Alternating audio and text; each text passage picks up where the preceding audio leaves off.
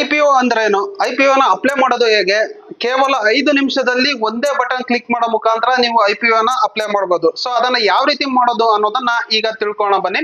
So ನೀವು IPO ನ apply ಮಾಡೋದಕ್ಕೂ ಮುಂಚೆ ನಿಮಗೆ ಮೊದಲೇದಾಗಿ ನೀವು ಒಂದು ಯಾವ ಕಂಪನಿ ನಿಮಗೆ IPO ಬಂದಿದೆ ಆ ಕಂಪನಿ ಬಗ್ಗೆ ನೀವು ಮೊದಲು ಅನಲೈಸ್ ಮಾಡಬೇಕಾಗತ್ತೆ. ಸೊ ಅನಲೈಸ್ ಮಾಡಿದ ನಂತರ ನಿಮಗೆ ಇದು ಸರಿ ಹೊಂದುತ್ತೆ ಅನ್ನೋದಾದ್ರೆ ನಿಮಗೆ ಮುಂದೆ ಫ್ಯೂಚರ್ ಅಲ್ಲಿ ಇದು ಈ ಈ ಕಂಪನಿ ಏನು ಗ್ರೋ ಆಗಬಹುದು ಅನ್ನೋ ಒಂದು ನಿಮ್ಮ ಥಾಟಿಗೆ ಬಂದಾಗ ಮಾತ್ರ ನೀವು IPO ಗೆ ಅಪ್ಲೈ ಮಾಡಬೇಕಾಗತ್ತೆ. ಸೊ ನಾನೀಗ ಒಂದು ಕಂಪನಿಯನ್ನ ಅನಲೈಸ್ ಮಾಡಿಟ್ಕೊಂಡು ನಾನು ಆ ಕಂಪನಿಯನ್ನ IPO ನ ಅಪ್ಲೈ ಮಾಡೋಕೆ ಹೊರಟಿದ್ದೀನಿ.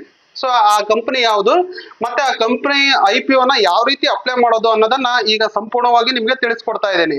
ಸೊ ಅದನ್ನ ನೋಡೋದಕ್ಕೂ ಮುಂಚೆ ನಂದೊಂದು ಸ್ಮಾಲ್ ರಿಕ್ವೆಸ್ಟ್, ನೀವಿನ್ನು ನಮ್ಮ ಚಾನಲ್ ನ ಸಬ್ಸ್ಕ್ರೈಬ್ ಆಗಿಲ್ಲ ಅಂದ್ರೆ ಈಗಲೇ ಸಬ್ಸ್ಕ್ರೈಬ್ ಆಗಿ, ಹಾಗೆ ಈ ವಿಡಿಯೋನ ಎಲ್ಲೂ ಸ್ಕಿಪ್ ಮಾಡದೆ ಪೂರ್ತಿಯಾಗಿ ನೋಡಿದ್ರೆ ನಿಮಗೆ ಈ IPO ನ ಯಾವ ರೀತಿ ಅಪ್ಲೈ ಮಾಡೋದು ಅನ್ನೋದನ್ನು ಕೂಡ ನಿಮಗೆ ಪೂರ್ತಿಯಾಗಿ ಅರ್ಥ ಆಗುತ್ತೆ.